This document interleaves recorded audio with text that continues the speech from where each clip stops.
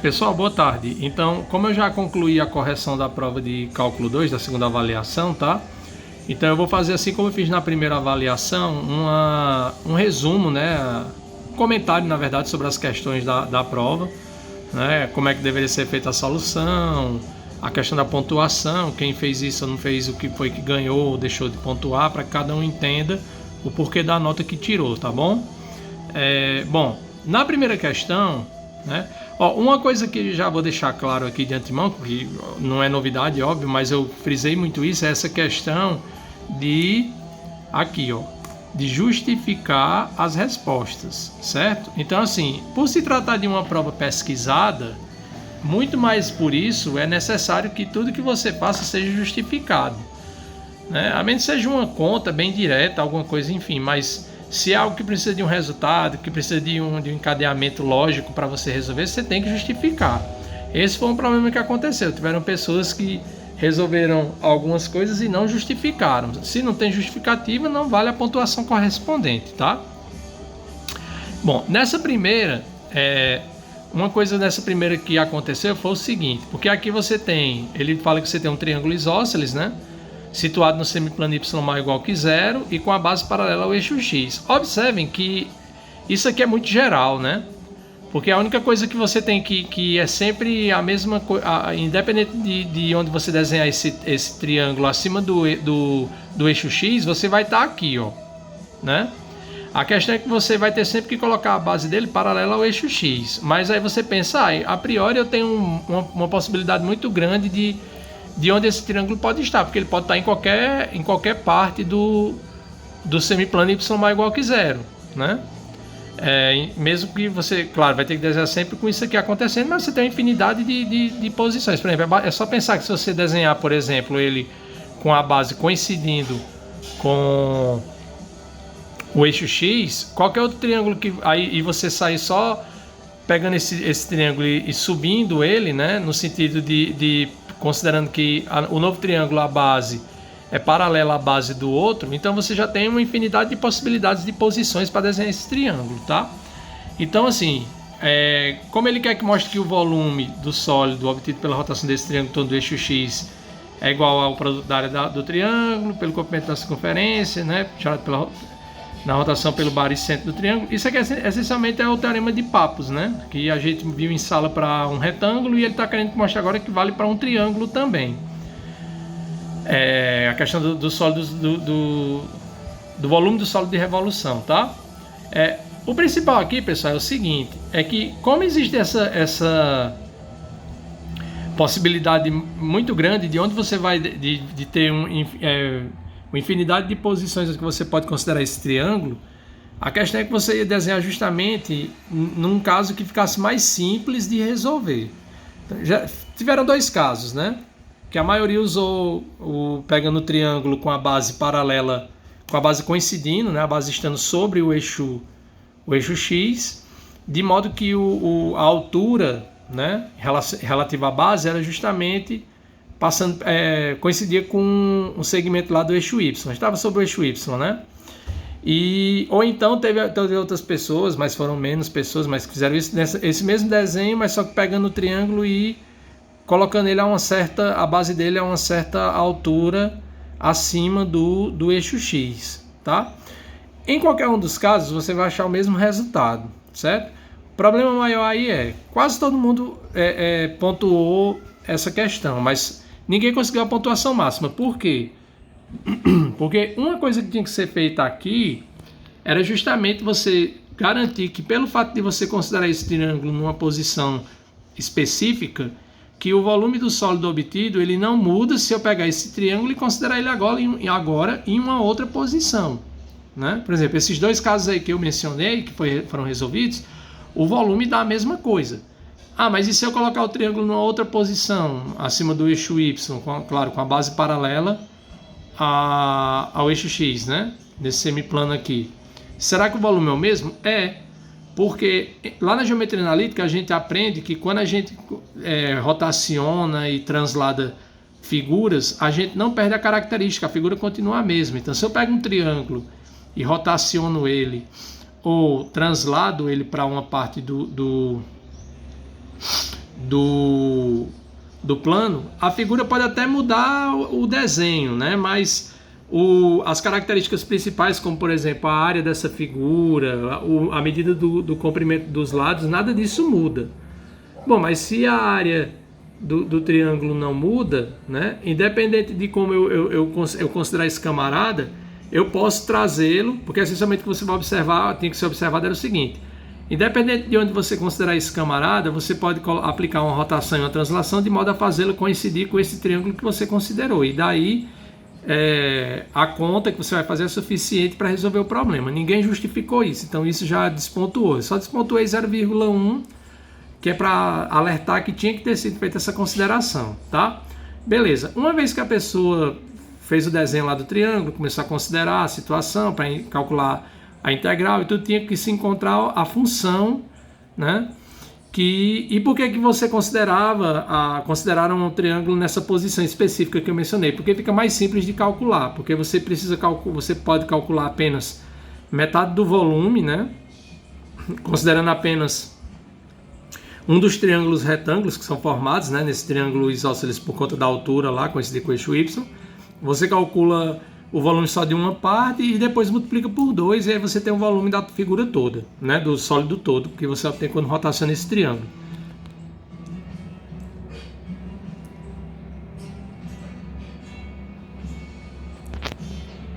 Tá? Então, a questão agora é: quando você for fazer a conta do volume, que tem que achar a função vai ser essencialmente lá a equação da reta, né? Da retazinha que é o formulado lá do triângulo. E uma coisa, pessoal, muita gente escreveu uma coisa estranha, que diz: essa reta se parece com a reta do tipo y igual a m, que multiplica x menos x0 mais y0. Na verdade, toda reta é desse tipo, né? Para um valor particular do m e do x0 e do y0. Então, foi estranho muita gente ter escrito essa mesma coisa, né? Então, tinha que achar a equação dessa reta, né? Então, muita gente tinha que encontrar, melhor dizendo. Problema: teve pessoas que não justificaram como foi encontrada essa equação. Se não justificou, perde uma parte da pontuação da questão, tá? Mesmo tendo feito a conta, tendo achado o volume correto, certo? Depois tinha que justificar que dava justamente isso aqui, né? Que é o que a questão pede.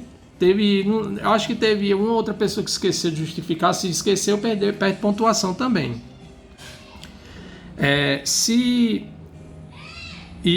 justificar também de uma forma não muito legal, também perdeu alguma coisa. Mas essencialmente ninguém tirou 0,5, porque já perdeu um décimo por conta da justificativa de que, se você considera o triângulo numa posição específica, isso é suficiente para resolver o problema.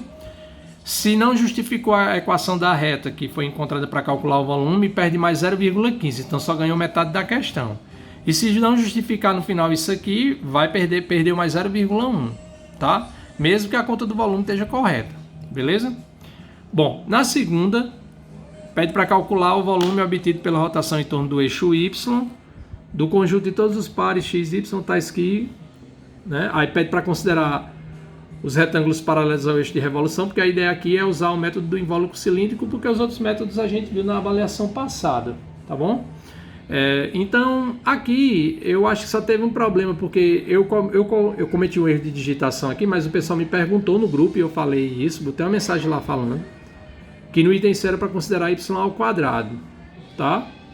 Então, quem fez com y, eu não considerei porque eu falei isso, que era para considerar com y ao quadrado. Apesar de ter o erro de digitação, mas isso foi sanado, essa questão, tá? Essa questão é muito simples, porque essencialmente está sendo dado aí tudo que precisa, né? Porque a fórmula do cálculo lá do volume do sólido de revolução pelo método do invólucro cilíndrico é 2π, né, vezes a integral de a até b, x f de x. Então, no item A está dado que é f de x, né, porque o y varia de 0 até o ln de x, a região é essa, então a função que limita lá em cima é o ln de x. No item B, a função que limita por cima a região é seno, né? E no item C, como era y ao quadrado menor ou igual que isso aqui, vai ser y menor ou igual do que a raiz quadrada disso. Podia ser menor ou igual do que ela, ou maior igual do que menos ela, mas como y é maior do que ou igual a zero, vai ser o y menor ou igual do que a raiz quadrada disso aqui.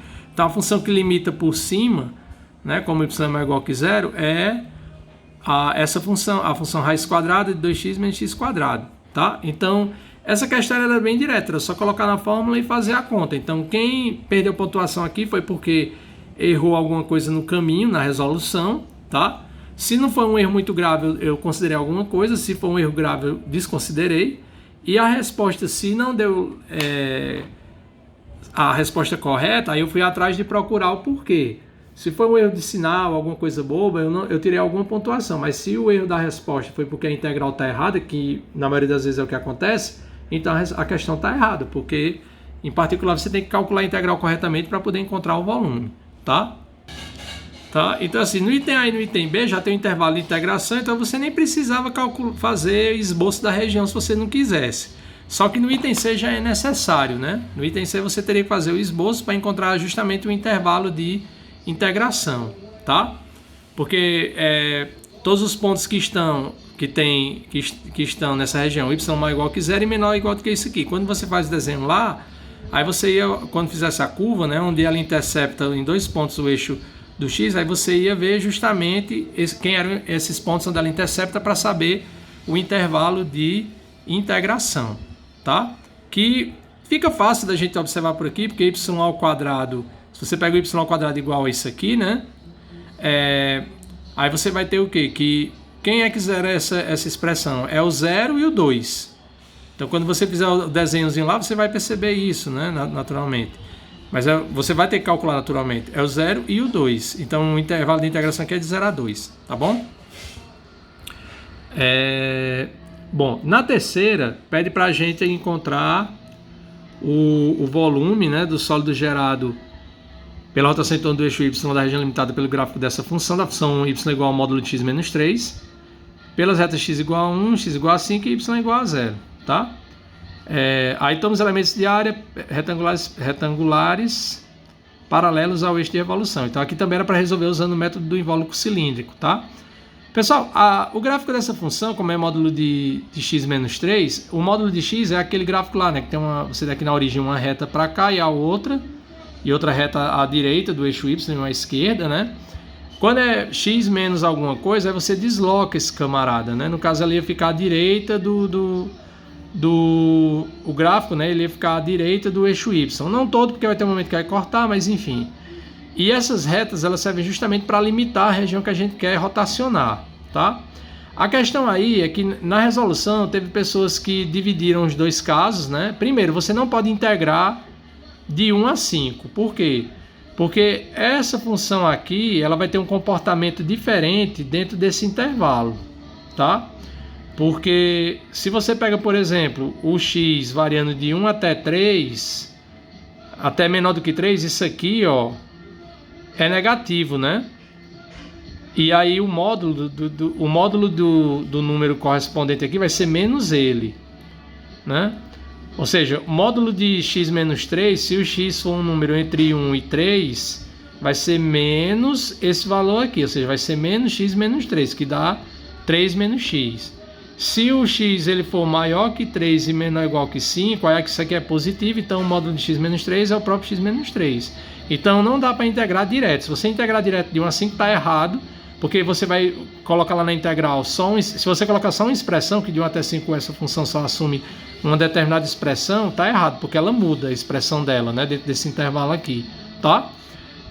Outra coisa, teve pessoas que separaram justamente, pegaram de 1 a 3 e de 3 a 5, tá? O problema aí é que, apesar de que lá na integral aparentemente você pode pensar que não tem uma conta, não está fazendo nada errado, tem um detalhezinho lá na resolução, e também, se você prestar atenção no desenho, você diz, como essa área aqui é igual à área do outro pedaço, né, é natural que a gente esperar que quando você rotacionar o volume obtido, né, se eu calcular, por exemplo, o volume, escolher uma dessas partes e calcular o volume, que o volume total do sólido obtido pela rotação de toda a região é 2 vezes o valor do que você vai calcular. Tá? Eu peguei esse desenho aqui de uma das avaliações só para ilustrar. Se a gente olhar para esse desenho aqui, né? Esse pedaço aqui, ó, da região, a nossa região ela tem esses dois pedaços, né? Vejam que em uma parte deles os valores vão crescendo, né? E na outra os valores vão diminuindo. Mas em termos de área, se a gente olhar para essa área dessa parte aqui e a área desse outro pedaço aqui, a gente vê que as áreas são iguais, né? Até porque os coeficientes angulares eles são essencialmente os mesmos. A diferença é que um é negativo, porque negativo significa que a reta os valores estão diminuindo, e o outro aqui os valores estão aumentando, certo? Mas em termos de geométricos, a gente vê que essa área e essa daqui é a mesma coisa. Então, se eu calcular, por exemplo, o volume obtido quando eu rotaciono só esse pedaço, para obter o volume todo, eu deveria só multiplicar por 2, que foi o que algumas pessoas fizeram, resolveram assim. Já outras pessoas pegaram e resolveram dessa maneira separando, mas cometeram um equívocozinho lá na conta, e deu o volume de uma parte deu uma coisa e do outro deu diferente. Então, quando somou, o resultado não deu o resultado que era para ser. Nesse caso, a questão não foi pontuada, tá? Não teve pontuação nessa situação, certo? O que a priori pode até parecer estranho, porque você pensa assim, mas eu resolvi dessa maneira, a conta tá certa, mas tem um detalhe lá, eu depois posso até mostrar isso, e também a gente vê, né, pelo argumento geométrico ali, que a gente espera que a área lá você pudesse calcular só de uma parte e multiplicar por 2 para obter o volume, né, considerando uma parte da região rotacionada. E com isso você obter o volume total multiplicando por 2, aquele que você calcular, certo? Acho que é só isso, A 4. Vamos lá. Bom, nessa 4, esboce o gráfico, né, dessas curvas em coordenadas polares. Só que eu fui bem claro aqui, para não depois não restar dúvida que eu tirei pontuação, porque não... Enfim, coloquei estude as simetrias e faça uma tabela de pontos da curva para auxiliar na construção do esboço, certo? Pessoal, cada item desse vale 0,35, né? Porque são 3, é 1,05, então vale 0,35. Então, tem que entender uma coisa, certo? Se eu pedir para estudar as simetrias e fazer essa tabela de pontos, a tabela contava ponto e as simetrias também, certo? Na verdade, essencialmente era o quê? As simetrias, elas valiam 1/3 da questão, a tabela de ponto valia 1/3 e o gráfico valia o esboço correto mais 1/3. E além disso, pedia para classificar, tá? Então, na verdade, vamos lá, as simetrias valiam 1 ponto, tinha que fazer, ganhava 0,1, desculpa. A tabela também valia 0,1 e o gráfico 0,1. E a classificação, se é uma lemniscata, uma rosácea, uma espiral, né? Valia 0,05, que aí cada item totalizaria 0,35, certo? Então, se a pessoa não fez esse estudo da simetria corretamente, perdeu 1/10. Essa questão da tabela não fez, perdeu outro 10. Não colocou o nome, perdeu 0,05 da curva. Então, se só fez o esboço, mas as outras coisas estão incorretas, só ganhou 0,1, tá bom? Que aí no caso do item A, a gente tem uma lemniscata, né? Que como aqui é cosseno de 2θ, ela vai ficar... Ela é um desenho, é uma coisa assim, né? Eu posso até depois mandar o arquivo lá, mostrar no arquivo do GeoGebra, mas essencialmente todo mundo acertou o gráfico, né? A questão foram esses outros detalhes, certo? No caso aqui do item B, a gente tem uma rosácea com 3 pétalas, né? Porque a gente tem aqui o 3θ, né? E como é cosseno de θ, ela tem um formatozinho lá específico, ela não é simétrica com relação a reta θ igual a π sobre 2, tá bom? E aqui é uma espiral hiperbólica. Nessa espiral hiperbólica, era interessante fazer um estudo lá de quando ela assintotava uma determinada reta, que era a reta y igual a 3, mas eu não fui muito rigoroso nesse sentido não, certo? Mas ela não tinha, mas tinha que falar das simetrias, então está explicada a pontuação. Quinta. Bom, calcule a área da região situada no primeiro quadrante, limitada acima por essa curva, e abaixo por essa, né? Uma está dada em coordenadas cartesianas, outra em coordenadas polares, com R maior ou igual que zero, certo? Então, pessoal, aqui a questão é a seguinte. Primeiro, tinha que transformar ou isso aqui em coordenadas polares ou isso aqui em coordenadas cartesianas. O mais interessante é transformar isso aqui em coordenadas polares e depois calcular a área pedida usando lá a fórmula correspondente para coordenadas polares, né? Bom, teve uma questão aqui que foi o seguinte. Primeiro, teve gente que disse, vamos transformar isso aqui em coordenadas polares. Aí só disse o que era, que essa equação em coordenadas polares ficar igual a determinada coisa. Já perdeu ponto aí, certo? Eu já tirei 0,1 para quem fez isso. Também tinha que explicar porque como essa aqui essa estava acima e essa aqui abaixo, aí você tem uma maneira de escrever a integral. Tinha que explicar isso, né? O intervalo de integração também, certo? Então essas coisas tinham que ser explicadas. Se deixou de explicar, perdeu pontuação por isso também, 0,1, certo? Então eu acho que boa parte das pessoas que fizeram acertaram, né? Perderam uma pontuação porque acho que teve quem tirou a pontuação total, tá? Claro que quem errou a integral ou o resultado também, no caso da integral, se errou a integral, tá errada a questão, mas se foi só o resultado, dependendo do erro, foi um sinal, eu tirei só alguma coisa também, 0,1. Acho que não tem, deixa eu pensar aqui, não, é só isso mesmo. Bom, aí a sexta, né?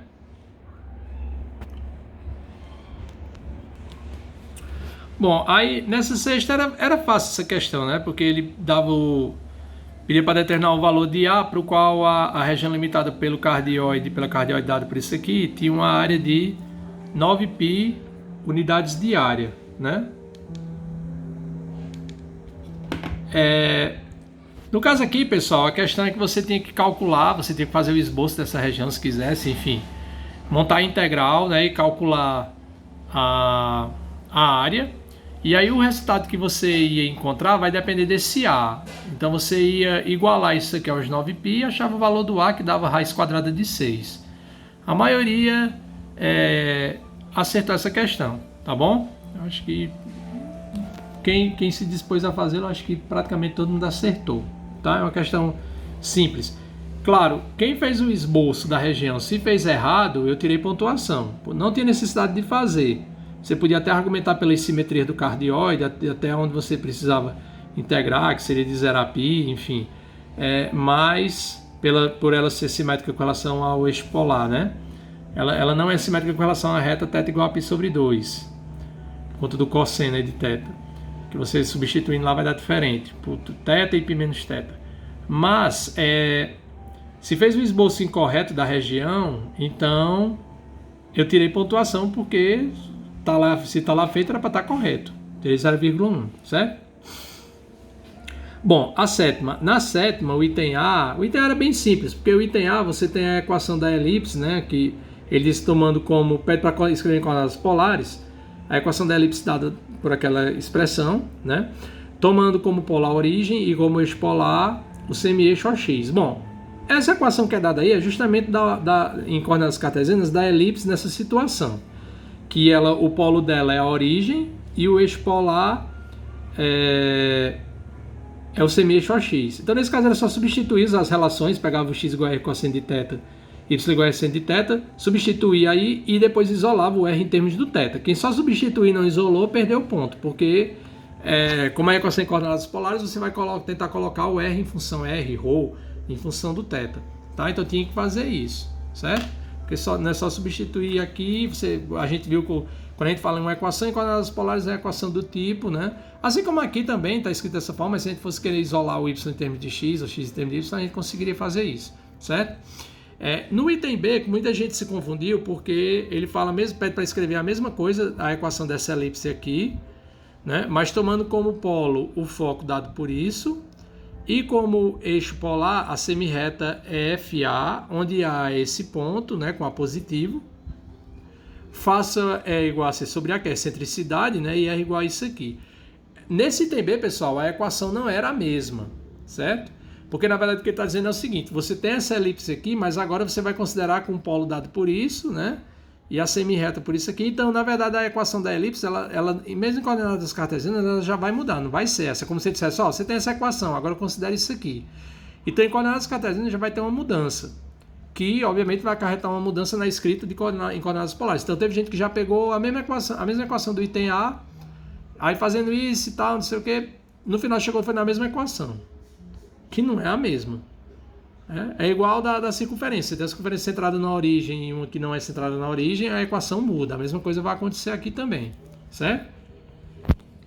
Então, eu acho que ninguém... Teve gente que ainda conseguiu metade, porque ainda escreveu esse item B considerando essa questão, como eu falei, né? Observou que tinha que a equação ia dar diferente, mas não conseguiu fazer de forma correta essa mudança, então eu ainda dei metade, tá?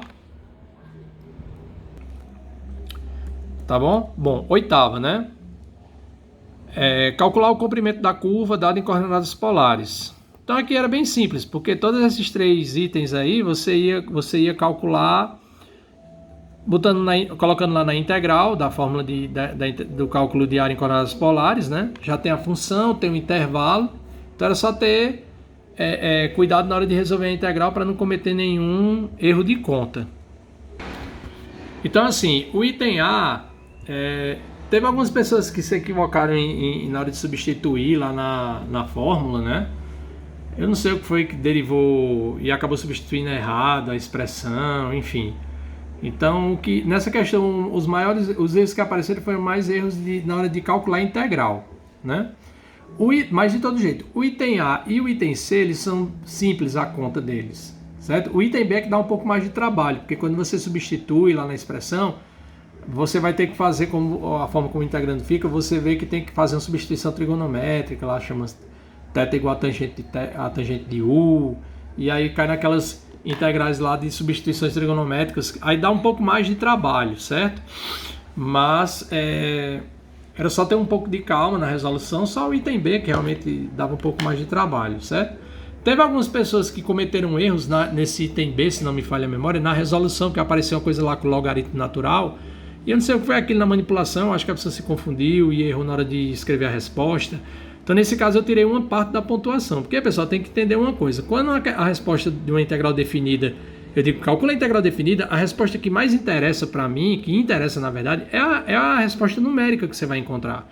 Se ela está errada, é o único valor e está errado, aí tem um problema. Ou porque você calculou errado na hora de substituir o teorema fundamental do cálculo, ou a integral está errada. Então, se a integral não está errada e você errou alguma coisa na hora das contas, no final, aí eu tiro uma pontuação correspondente dependendo do erro. Mas se você tem, por exemplo, uma resposta que tem várias parcelas, que no caso é essa com LN, é porque fica trabalhoso você colocar no mesmo como número, fazer essa conta sem uma calculadora. Então, muita gente deixou lá a resposta em termos de LN. Só que teve algumas pessoas que manipularam de forma errada, então nesse caso eu tirei uma parte da pontuação por conta de uma parte da resposta estar errada, certo? Acho que foi 0,1, uma coisa, acho que foi isso, se eu não me engano, tá? Que eu tirei nesse caso, certo? Quando o erro é muito grave, aí eu vou atrás de ver se a integral está certa, que foi o que eu fiz, vi que a integral estava correta, então nesse caso eu tirei um erro, tirei uma parte da pontuação referente à resposta. Que se eu fosse ser mais rigoroso, eu colocaria errado, porque a resposta estando errada, não tendo uma parte dela que não está correta, a resposta está errada, né? A priori, tá? Bom, aí a nona, né? Na nona, pedia para calcular a área da superfície gerada pela rotação em torno do eixo X do gráfico da função dada, né? Aqui é a área de superfície. A gente teve essa aula. No caso aqui desses dois itens, os dois itens são simples, certo? Também tem algumas pessoas que cometeram um erro na hora de resolver a integral definida, né? Esse item B você podia resolver de menos R a R ou podia resolver de 0 a R, observando que a região lá, porque essencialmente você ia calcular o volume a área de uma esfera, então você só precisava calcular a área de um hemisfério e depois multiplicar por 2. Então você podia calcular a integral de 0 a R e multiplicar por 2, ou podia calcular de menos R a R, certo? Então tem que ver essas questões. Eu não lembro agora se teve quem calculou de 0 a R, esqueceu. Parece que teve quem calculou de 0 a R, esqueceu de multiplicar por 2, então aí está errada a resposta, porque está dando só metade da área que realmente a gente quer, certo? No item A teve gente que errou na hora de calcular a integral definida. Então foram mais essas coisas, certo? Até porque as integrais eram simples de montar, né? Não tinha muito trabalho para fazer essa conta. né? Aqui no caso do item A você podia substituir por cosseno hiperbólico, inclusive, se não quisesse trabalhar com essa expressão, dava para trabalhar com cosseno hiperbólico, ainda dava para fazer esse tipo de coisa, tá bom? Bom, a décima, né? Ó, na décima, a questão aí da décima é mais o seguinte, teve alguns problemas, porque quando falei calcula o limite se existir, todos esses limites, eles não vão poder ser calculados de forma direta. Porque todos eles, quando você substituir, ele vai dar uma indeterminação. Ah, dá uma indeterminação, então a gente pode usar a regra do L'Hopital. Nem sempre. A regra do L'Hopital ela só abrange determinados tipos de indeterminações, que são do tipo 0 sobre 0, infinito sobre infinito. Qualquer outro tipo de indeterminação, a gente não pode a priori usar a regra do L'Hopital, a menos que a gente mostre que tem algum processo pelo qual a gente pode manipular a função e transformá-la numa expressão equivalente, para a qual a gente obtém agora uma indeterminação coberta pela regra do L'Hopital, tá? Então, no caso aí da décima, o item A era o único que de forma direta você já podia garantir que dava pelo menos para aplicar, para tentar mostrar se o limite existe, né? Usando a regra do L'Hopital, porque quando você substituir ali na expressão x por 0, aqui em cima vai dar 1 mais 0, que é 1 elevado a 1 quinto é 1, aqui também dá 1, 1 e 1. Então vai ficar 1 menos 1 sobre 1 menos 1, que dá 0 sobre 0. Tá? Aí tinha que dizer qual era, primeiro, na solução, tinha que dizer qual era o tipo de indeterminação para justificar que não dá para resolver o limite de forma direta. Depois, o processo pelo qual você transformar essa indeterminação, se ela já não é do tipo 0 sobre 0, que é o caso do item A, ou infinito sobre infinito, você justificar como é que você ia transformar isso aí numa indeterminação de um desses tipos, tá?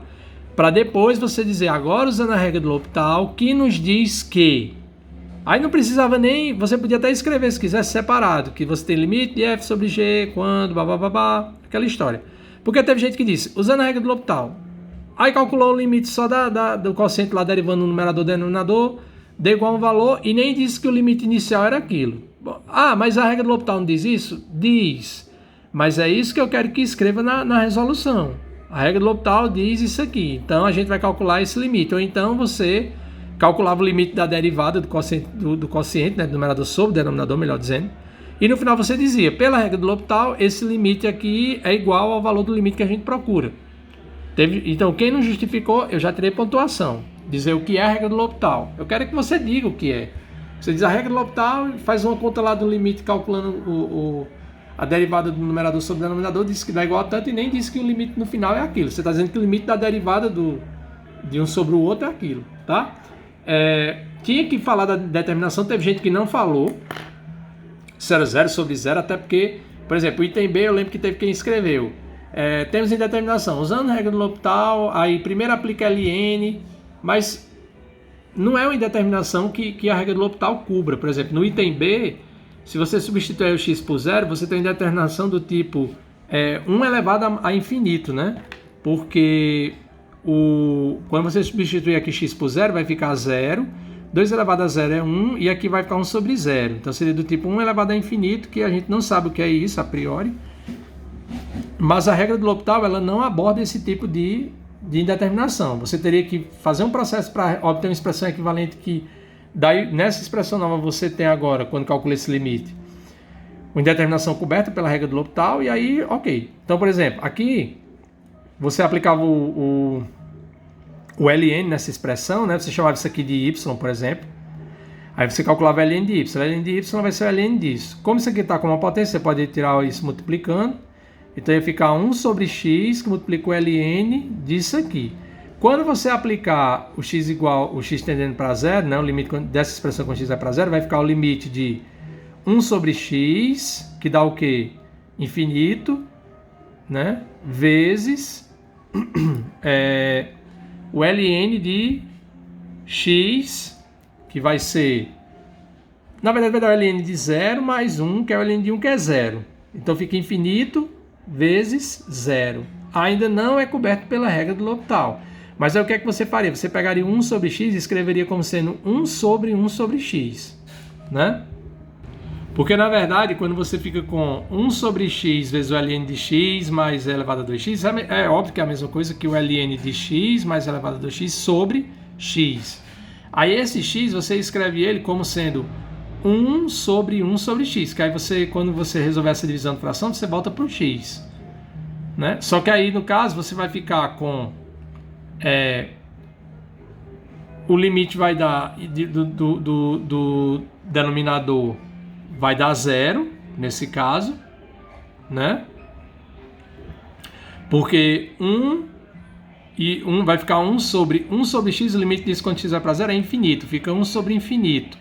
Isso aí vai para 0, a gente já sabe, né? Na verdade, quando tem um limite de um número sobre uma coisa que vai para infinito, isso é 0. E em cima o ln de x mais elevado a 2x, quando x vai para 0, isso vai para 0. Então fica 0 sobre